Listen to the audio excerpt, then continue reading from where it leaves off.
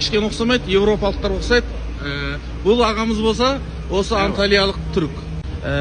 Ендеше мен biraz сұрақ сұрайын. Siz Bulgaria'dan ne zaman geldiniz buraya? 89. 89. Ve Bulgarian Türkçesi ve bu taraftaki Türkçesi aynı mı? Aynı, Az aynı. farklı var mı? Aksent var. Aksent var. Ve siz Rusça biliyorsunuz. Rusça biliyoruz. Bulgarca biliyoruz. Bulgarca biliyorsunuz. Bulgarca ve Rusça benziyor mu birbirine?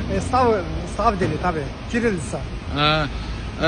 На русском, ну, болгарский, русский это славянский язык, правильно? Славянский язык, Да. Вот. Кириллица. Кириллица все. Ага, понятно. Azbuka, kirillitsa azbuka. Aha. Güzel. Bu abimiz burada her zaman gülüyor. Antalya'nın sıcak karakteri var. Çok güzel.